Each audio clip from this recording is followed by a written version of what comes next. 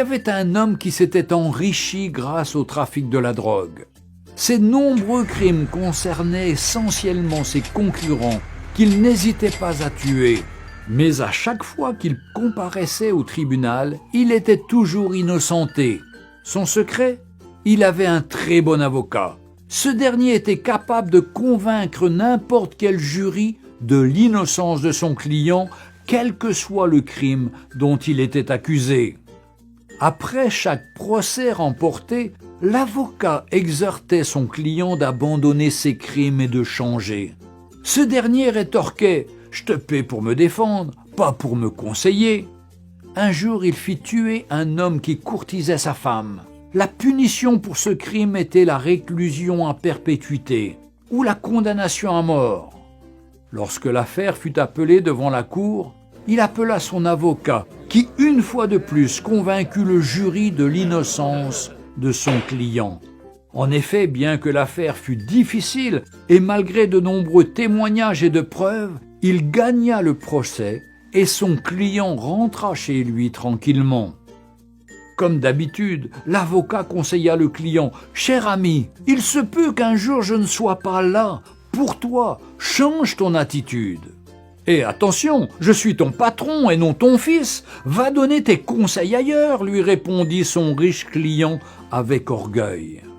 Un jour, il récidiva en tuant un pasteur qui militait contre le trafic des drogues.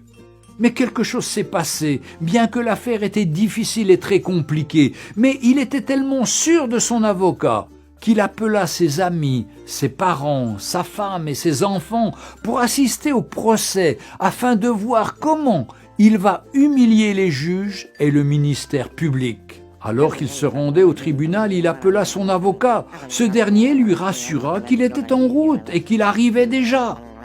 La salle était pleine à craquer et on attendait l'entrée du juge pour le début du procès. Et lorsque l'huissier fit lever l'assistance pour l'entrée du juge président, le trafiquant de drogue fut glacé de constater que c'est son avocat qui est sur le siège du jugement en tant que juge président de la cour. Il n'était plus un avocat, mais un juge. Lorsqu'on annonça l'ouverture du procès, le juge leva la tête et dit « Hier, j'étais votre avocat, donc je me suis battu pour vous, même lorsque vous étiez coupable. Mais aujourd'hui, je suis un juge et mon jugement doit être équitable. » Les larmes aux yeux, l'homme riche supplia le juge, mais celui-ci lui répondit « Tu as eu ta chance lorsque je te donnais des conseils, mais tu ne m'as jamais écouté et tu n'as jamais changé de vie.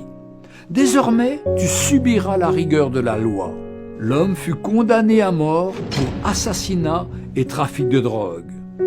Chers amis, toi qui pratiques le péché, le mensonge, l'hypocrisie, la fornication, les meurtres, l'animosité, les querelles, l'occultisme, l'alcoolisme, etc., etc., aujourd'hui, Jésus-Christ est ton avocat auprès du Père. Il te conseille de changer, de te repentir, de te convertir avant qu'il ne soit trop tard et que tu rejettes sa voix.